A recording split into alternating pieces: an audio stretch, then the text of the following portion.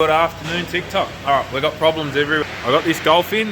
This vehicle's come from another workshop over the other side of the city with coolant temperature sensor issues. So we've got a nice full story here of what's been done.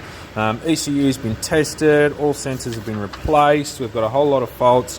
All I'm interested in and all that's here to diagnose is this P2184 coolant temp sensor 2 circuit low. Now, temp sensor 2, apparently, according to TechInfo, is this one that lives right up here. I'm not going to be able to show on the radiator outlet where these wires are. Now, if we come over and have a look at temp sensor 2 on here, as you can see, I've got the testing procedures up. I've also got ELSA up with all the OE diagrams and everything. So we're going to get to temp sensor 2 and we're going to start testing. So I think I've figured this one out. With anything like this where it's been around the ring, it's had sensors, computers, I always check diagrams and wiring colours to make sure the using is correct first. So first thing I did was pulled up Haynes. If we look at Haynes here, Haynes shows us that we have a brown and a yellow wire on our temp sensor number 2, right?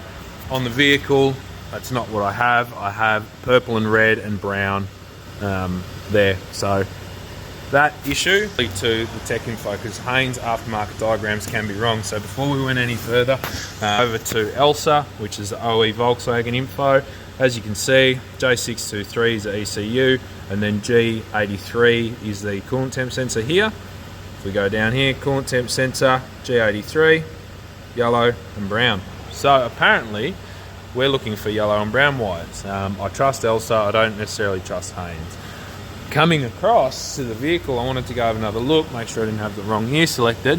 What I found was this yellow and brown plug that I've just got dangling there, where my torch is. See if we can show everyone. There we go. That yellow and brown plug was what was plugged into the AC compressor. So what I'm going to do quickly is I'm going to pull up diagrams for the compressor and make sure that purple and red and brown is supposed to be plugged into the compressor. Swap them up. I reckon we're going to have a fixed car.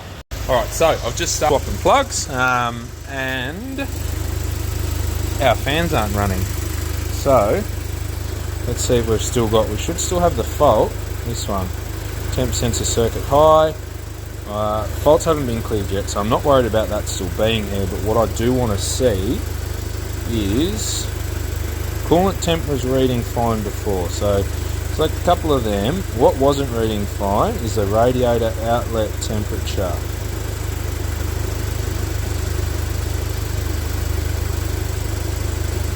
There we go, radiator outlet temperature 27 degrees. This 90 degrees is a dead pid, so we don't care about that. So we've got 27 degrees on the outlet temp, 57 on the coolant temp, and that is fixed. So coolant temp sensor issue is done. The other issues, notwithstanding, the coolant temp sensor issue. So didn't need any of the sensors, I'm assuming, just need the plug swapped. And that is that. I've got to go wiggle the plug on the AC compressor now and fix that up. Alright, just other faults have all come back. So we've still got issues with the pressure control valve, we've got the big blow-off valve there, intake fitted, so exhaust valve door open circuit. Not worried about all these other faults, but we have not got a coolant temperature sensor fault come back, and our fans are not running. So all I'm going to do with this is let it get hot now. Reason being, I want to make sure that the fans are coming on as normal. And that should be job done. Our temperatures are, what are we at? Outlet temp 30 degrees, coolant temp 63, so good for now. That's a good one. Be very careful on Euro car because a lot of the plugs can be swapped over, as you can see.